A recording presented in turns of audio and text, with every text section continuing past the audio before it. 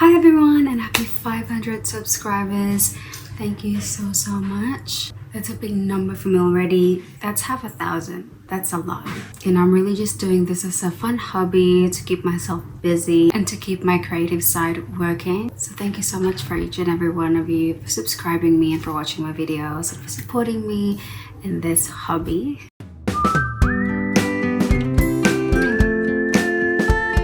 In this video, I'll be sharing with you my quarterly checking guide. I can't believe I'm already making my first quarter review. We're already past 3 months this year, and can I just say that I'm so proud of us. We went through so much already and we survived this quarter. Now let's get to the main topic. I highly recommend giving yourself up to an hour to reflect from the past quarter. It allows you to assess your progress more frequently and stay on track. You can identify what strategies work well for you, what might need improvement, leading to a more effective goal setting and planning system in the future. When you reflect or review, you have to make sure that you're honest with yourself, that you're not holding back. If there were times you didn't do well, you ought to acknowledge it, list them down, write them down, because you really can't fully move forward properly to the next quarter if you're not being honest with yourself, So you have to really acknowledge those things that didn't work out for you. Please don't beat yourself about it and just see it as a lesson for the future. I use my journal to input all of my reflection and review from the past quarter and use my monthly planner as a guide or as a reference on what I'm going to put into my journal. Personally, I like handwriting my reflections into a journal for physical safekeeping. Digital journals are also great. Jules Secree, my favorite YouTuber, she uses a digital planner to keep her journals, and it looks so great and handy, so that can work for you as well. But personally, I prefer handwriting them. So here's my guide when doing a quarterly check-in. Highlights of the quarter. List all of the highlights in this quarter, from the January to March. Events, places, wins, memorable moments, achievements. List all of them down, and just make sure that you have enough space in your journal to write all of them down. So it's very personal, it's totally up to you. It is considered as a highlight for you. Next would be my achievements. Check on the goals that you have set, and if you have achieved them, write them down. I would recommend adding some artistic touch when you write down your achievements. If you have some wins that weren't originally set as a goal for you, but you were able to achieve them, definitely write them down too. The next one, goals and tasks that were not achieved. Like I said in the beginning, you also have to be very honest with your reflection. Write down the goals and tasks that you were not able to achieve for the first quarter. Why were you not able to achieve that goal? Was there an event that stopped you from doing that? It's important to have a why on why you didn't achieve it, so you can understand how to deal with it in the future, so you can set up a game plan that is more effective and suitable for your pace. Learning points. Learning points can come from anywhere and any time in your life. They say you only learn when you make mistakes and when you do something wrong, which is true, but I think you can also find some lessons in happy moments. I learned that if it's something that would make me indelibly ecstatic, then it's worth it. It's worth the effort, it's worth the money, it's worth the costs. Another example is when you fail to pass the exam. You keep trying until you run out of tries. You don't stop on your first failure.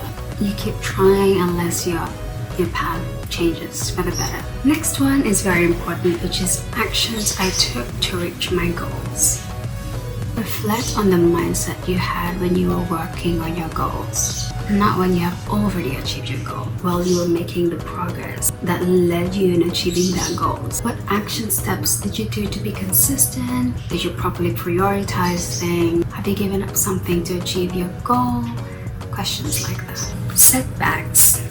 We face setbacks pretty much all the time. That's why it's very important to be flexible when working on your goals and your tasks. If it didn't go as you planned because of something you can't control, you can't really completely blame yourself for that. Just accept it and move forward. We have 365 days in a year, so you can definitely make time. You can do it.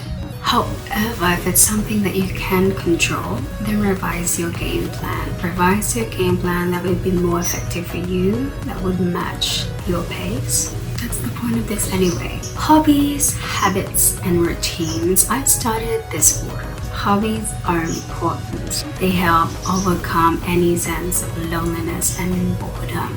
Take it from me, who's working from home and moved away from my home country. Hobbies help me really entertain myself and keep myself busy and also be productive.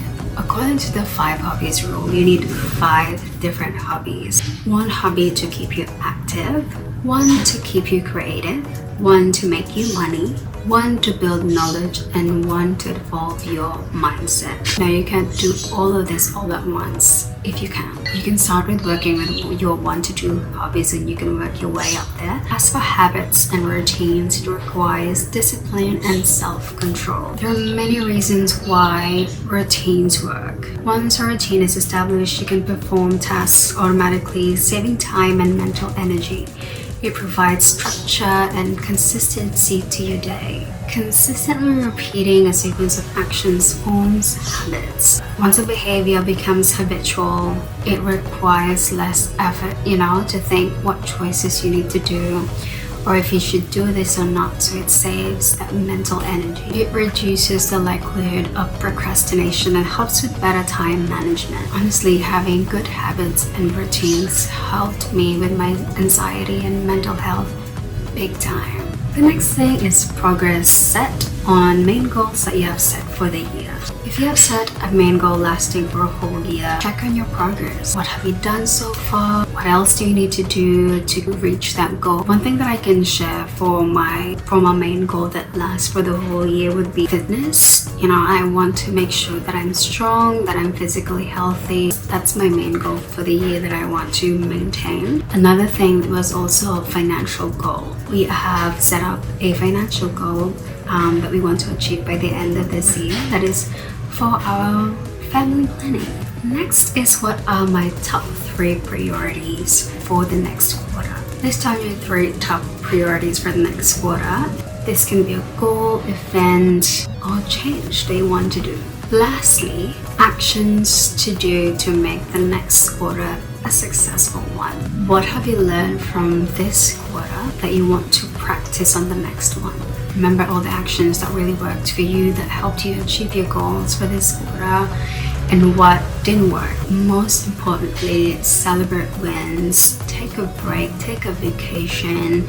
I like to have at least 1 to 2 vacation trips every quarter if I can. Build lasting memories as much as I can. So that's what I want to do, and that might be something that you want to do as well. That's it for this video. I hope you enjoyed it, and thanks for joining me again today. Please give this video a like if you like these types of videos, comment if you have any requests, and share this video to your friends and family. I'll see you on my next one. Bye!